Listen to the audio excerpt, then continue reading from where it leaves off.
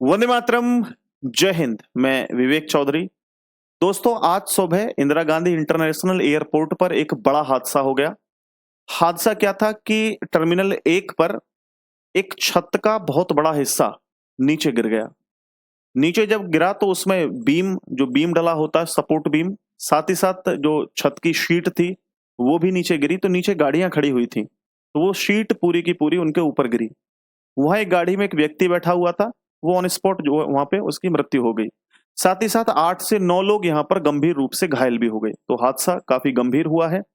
दोस्तों, यहाँ जब ये हादसा हुआ उसके बाद नागरिक उड्डयन मंत्रालय ने जाँच के आदेश दे दिए और जो केंद्रीय नागरिक उड्डयन मंत्री हैं, माननीय राम मोहन नायडू जी, ये वहाँ घटना स्थल पर पहुँचे और पहुँच कर के इन्होंने जिस व्यक्ति की जान चली गई थी उसको 20 लाख मुआवजे के आदेश दिए। साथ ही साथ जो गंभीर रूप से घायल हुए हैं उनको 3-3 लाख रुपए मुआवजे के तौर पर देने का वादा किया दोस्तों। और इतना ही नहीं, यहाँ पे टर्मिनल 1 जो है उसको उसकी जो फ्लाइट है या जो उड़ान है उनको रोक दिया गया है आज दोपहर 2 बजे तक के लिए, क्योंकि इसका जो मलबा है उसको हटाने के लिए लगातार मशीनें लगी हुई हैं। यहाँ पे लोग लगे हुए हैं, एनडीआरएफ की टीम लगी हुई है दोस्तों।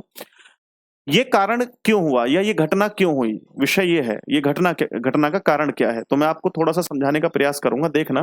पहले तो आप लोग ये चित्र देखो। एक बहुत बड़ा हिस्सा प्रभावित हुआ है इस घटना में। यहाँ पर जो गाड़ियाँ खड़ी थी आप लोग देख रहे हैं कितने बुरी तरीके से ये दबी हुई हैं। इसके अलावा दोस्तों यहाँ पर आप लोग देख सकते हैं, ये एक गेट है जिसमें अंदर के लोग अंदर फँस गए थे, बाहर के लोग बाहर फँस गए थे। बाहर आने-जाने का ये रास्ता है मेन, ठीक है? जो अंदर लेकर के जाता है एयरपोर्ट के। इसके अलावा आप लोग देख रहे हैं, यहाँ भी ये वो व्यक्ति हैं जिनकी मृत्यु हो गई नीचे दबने से। अब इसका जो कारण था, वो कारण आप लोग यहाँ देख सकते हैं। आप जानते हैं पिछले 2-3 दिन से दिल्ली में भारी वर्षा हो रही है। अब इस पूरी घटनाक्रम को हम लोग समझने की कोशिश करते हैं, ज़रा ध्यान से समझना।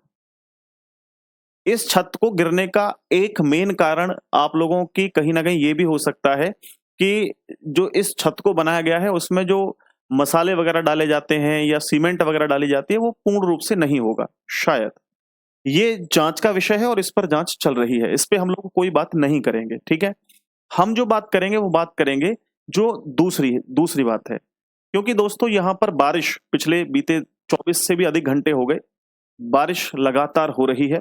बारिश होने के बाद जो बारिश का पानी है दोस्तों, उसको जाने के लिए कोई रास्ता ठीक रूप से नहीं है।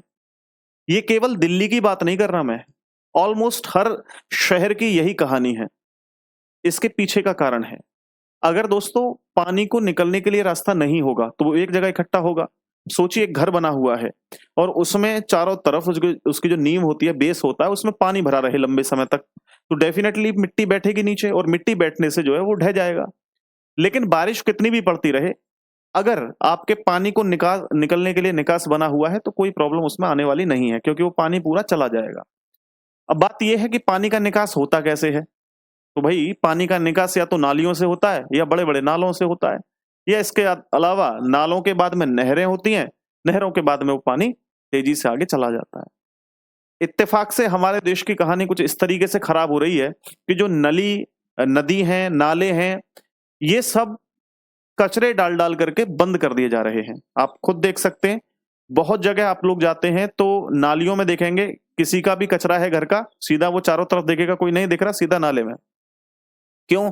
केवल मेरे घर से सफाई होनी चाहिए, दूसरी जगह कहीं जाकर के वो कचरा रुके, मेरे को कोई फ़र्क नहीं पड़ता है।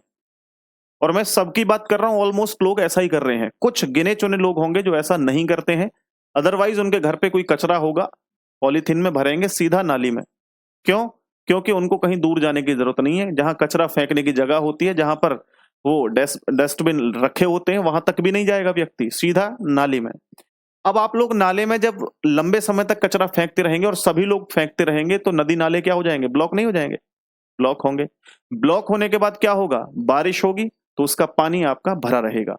दिल्ली की हालत आप लोग देख सकते हैं, यहाँ मैंने फ़ोटो लगाया हुआ है, घुटनों-घुटनों तक पानी दोस्तों हो जाता है। घुटनों-घुटनों तक जब पानी होगा, तो आप सोच के देखिए कि जो नींव है, जो बेस बना हुआ है दीवारों का, वो तो बेकार हो जाएगा। दीवारें डेफ़िनेटली गिरेंगी, इमारतें गिरेंगी, नुकसान होगा भारी। एक तो था कचरा इसका कारण, दूसरा कारण क्या हो सकता है? दोस्तों, दूसरा कारण है अतिक्रमण, जो ज़बरन का घेराव होता है। ठीक है? जो आप लोगों को मैंने एक खबर बताई थी लखनऊ की, लखनऊ में अकबर नगर जगह है, अकबर नगर, वहाँ पे जो है योगी आदित्यनाथ जी का बुलडोज़र चला और लगभग 2000 से भी अधिक इमारतें गिराई गईं, जो गैर कानूनी बनी हुई थी। अब यहाँ पर क्या सरकार ज़िम्मेदार नहीं है? भई इमारत तो आपने गैर कानूनी बता दी कि गैर कानूनी इमारत थी, लेकिन आप उसका हाउस टैक्स ले रहे हैं, वहाँ के आधार कार्ड, आइडेंटिटी कार्ड बने हुए हैं, तब सरकार को नहीं दिखाई दे रहा था ये चीज़ें। लेकिन अब उन्हें जब अचानक से कोई योजना आई तो पता लग गया कि ये तो भाई पूरी की पूरी कॉलोनी जो है वो गैर जो है तरीके से बनी हुई है, गलत तरीके से बनी हुई है। अब कैसे पता लग गया? तो सरकार को भी जागरूक होना पड़ेगा, लेकिन सरकार से पहले हम लोगों को जागरूक होना पड़ेगा। अब सोच के देखिए, अब यहाँ क्या हो रहा है? गर्मियों के मौसम में गर्मी ज़्यादा हो रही है, बारिश के मौसम में बारिश ज़्यादा हो रही है। क्यों? क्योंकि क्लाइमेट चेंज हो रहा है और क्लाइमेट चेंज होने के मोस्ट रीज़न क्या हैं? इतने हम लोग समझदार हैं। एक, पेड़ों की कटाई तेज़ी से हो रही है। एक, हम लोग हर व्यक्ति को एसी की ज़रूरत है आज। एसी से जो गैसें निकलती हैं, आप लोग एक काम करना, गाँव में जाना और दिल्ली जैसे शहर में जाना, गर्मी का एहसास देखना कहाँ ज़्यादा है। गाँव में डेफ़िनेटली कम होगा क्योंकि वहाँ पेड़-पौधे ज़्यादा हैं, एसी नहीं लगी हुई हैं। लेकिन शहर जाओगे तो शहरों में दीवार से दीवार लगी हुई है, पेड़-पौधे हैं नहीं, एसी घर-घर में लगी हुई है, तो वो एसी क्या है, पीछे से गर्म हवा फेंकती है, तो और ज़्यादा गर्मी हो जाती है। तो अब यहाँ पर क्या, पेड़ों की कटाई बहुत तेज़ी से हो रही है। पेड़ों की कटाई से एक मेन कारण क्या है दोस्तों? पानी की कमी हो जाना। अब आप लोग देखते हैं कि बारिश पहले तो बहुत-बहुत दिन तक होती नहीं, हम परेशान हो जाते हैं कि भैया बारिश हो जाए, बारिश हो जाए, बारिश हो जाए, लेकिन बारिश नहीं होती। और अगर बारिश होती भी है तो इतनी भयंकर होती है कि फिर रुला के जाती है। कारण है उसका क्लाइमेट चेंज हो रहा है। अभी पेड़-पौधों को इतने तेज़ी से काटा जा रहा है ना, लेकिन लगाने वाला कोई नहीं है। दोस्तों, यहाँ पर इंडस्ट्रियल एरिया में तो छोड़िए, अगर हमें अपने घर में भी, अपने आस-पास भी, हम गाँव में भी रहते हैं ना और हमें पेड़-पौधों की ज़रूरत है, तो मार्केट जाकर के 100 डेढ़ सौ रुपए का एक छोटा-सा मनी प्लांट का पेड़ लेकर के आएँगे, साइकस का पेड़ लेकर के आएँगे, छोटे-छोटे फुलवाड़ी लेकर के आएँगे, लेकिन उतना नहीं कि हम लोग एक बरगद का पेड़, एक पीपल का पेड़, एक नीम का पेड़, एक ऐसा कोई पेड़ लगा दें जो बड़ा पेड़ हो, लंबे समय तक चले, ऑक्सीजन भरपूर मात्रा में दे, क्लाइमेट पर भी उसका असर पड़े। नहीं, ऐसा नहीं करेंगे, हम लोगों को फुलवाड़ी लगानी है। हमें कुछ ऐसे पेड़-पौधे लगाने हैं जो देखने में अच्छे हों, ना कि एनवायरनमेंट को सही कर सकें। तो दोस्तों, पेड़-पौधे लगाना भी बहुत ज़रूरी है।